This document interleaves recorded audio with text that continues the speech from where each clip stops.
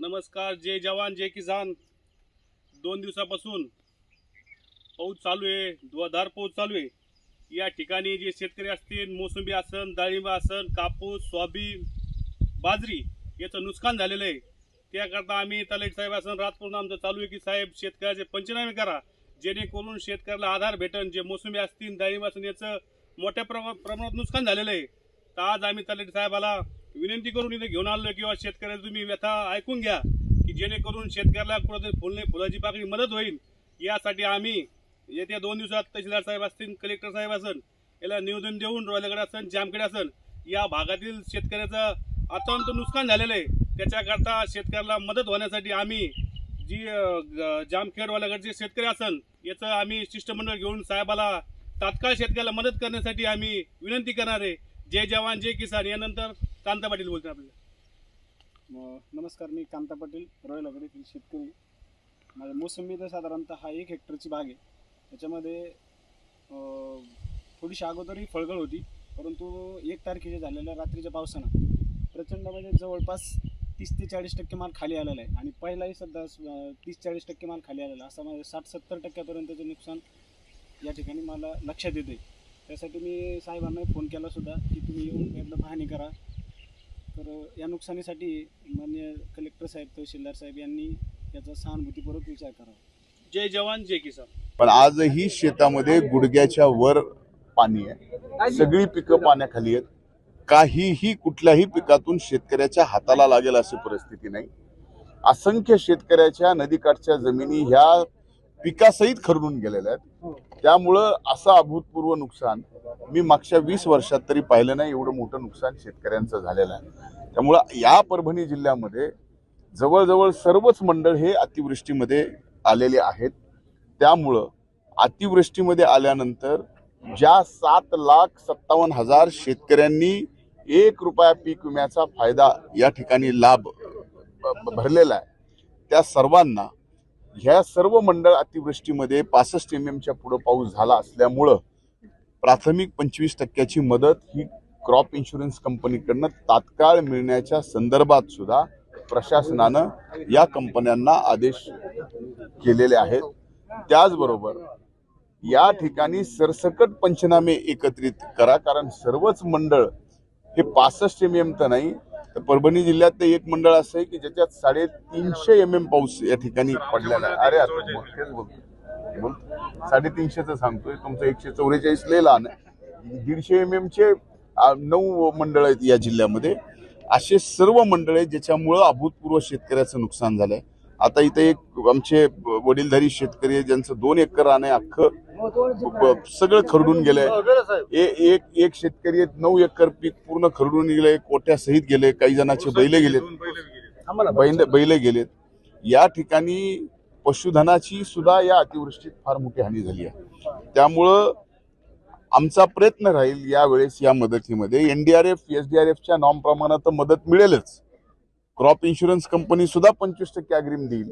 आणि याच्या पलीकडे जाऊन ज्याचं ड्रीप केलेलं आहे ते सगळं वाहून गेलंय, ज्याचा गोठा गेलेला आहे, ज्याचं पशुधन या ठिकाणी वाहून गेलंय, त्यांना सुद्धा शेळ्या आहेत, गायी आहेत, बैल आहेत, म्हशी आहेत, हे वाहून गेलेले आहेत, त्यांना सुद्धा मदत करण्याच्या बाबतीत मी उद्या सकाळी म्हणजे उद्या दिवसभरात मंत्रिमंडळाची बैठक आहे. माननीय मुख्यमंत्री, माननीय उपमुख्यमंत्री आणि मंत्रिमंडळातील सर्व सहकाऱ्यांना या ठिकाणी ही वस्तुस्थिती, ही जी काही शेतकऱ्यावर अभूतपूर्व संकट निर्माण झालेलं आहे त्याच्यात अधिकची मदत करण्याच्या संबंधात उद्या मी सरकारला या ठिकाणी विनंती करून शेतकऱ्यांच्या पदरात जास्तीत जास्त मदत पाडण्याचा प्रयत्न करणार. पंचनामे मदत काही सुरू होणार आहे का शासनाकडून?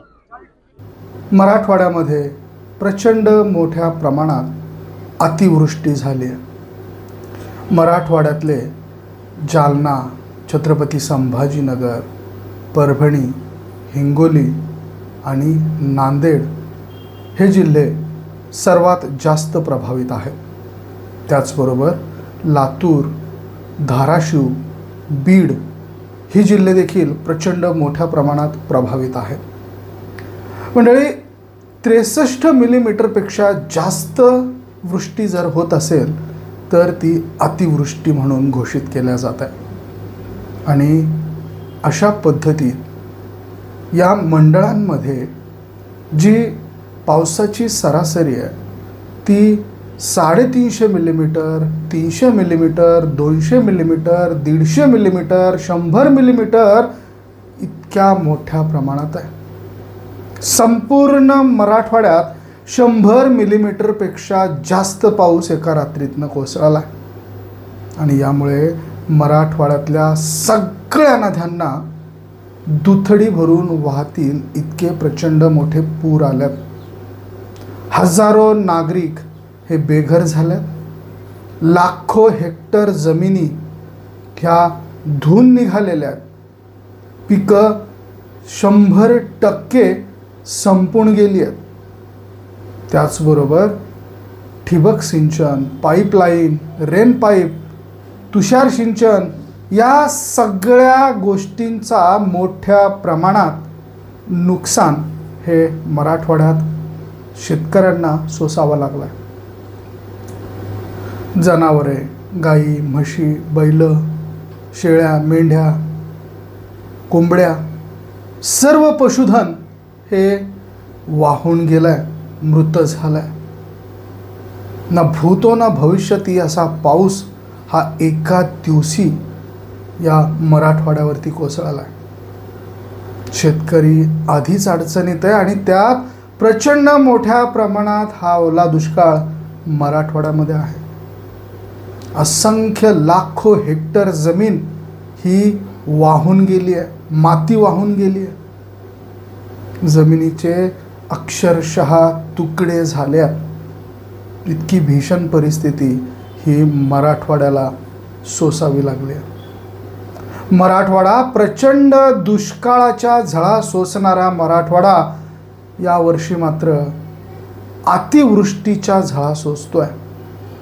अतिवृष्टीमुळे संपूर्ण पीक शिवार पाण्याखाली गेलाय आणि हे सगळं असताना राज्याचे कृषी मंत्री जे बीड जिल्ह्याचे पालकमंत्री देखील आहेत, धनंजय मुंडे यांनी देखील या मराठवाड्यातील भागांचा दौरा केला. परभणी जिल्ह्यातील गंगाखेड, गंगामसला या भागात ते काही वेळापूर्वी होते आणि पूर्ण दौरा हा गेवराईपर्यंत ते आज करणार आहेत आणि हा दौरा करून शेतकऱ्यांचं झालेलं नुकसान ते ह्या मोठ्या प्रमाणात बघतायत, शेतकऱ्यांशी संवाद साधतायत आणि त्यांना शासन दरबारातून मदत मिळवून देणार याचं आश्वासन देखील देत आहेत. सरसकट पीक विमा मिळावा यासाठी आपण आग्रही असल्याचं यावेळेस धनंजय मुंडे यांनी शेतकऱ्यांना, प्रसारमाध्यमांना सांगितलेलं आहे. म्हणजे ज्या ठिकाणी 63 मिलीमीटरपेक्षा जास्त पाऊस कोसळतो त्या ठिकाणी अतिवृष्टी होते आणि अतिवृष्टी झालेल्या मंडळांमध्ये पीक विमा भरलेल्या शेतकऱ्यांना त्याचा लाभ मिळतो. तसाच लाभ या अतिवृष्टीमुळे झालेल्या पीक विमा भरलेल्या शेतकऱ्यांना मिळणार असं कृषी मंत्र्यांनी यावेळी जाहीर केलं. 1 रुपयामध्ये पीक विमा भरता येणं शक्य करून दिलेलं होतं. त्यामुळे जवळपास सर्वच शेतकऱ्यांनी पीक विमा भरलेला आणि हा भरलेला पीक विमा आता या अतिवृष्टीच्या झालेल्या नुकसानीमुळं शेतकऱ्यांना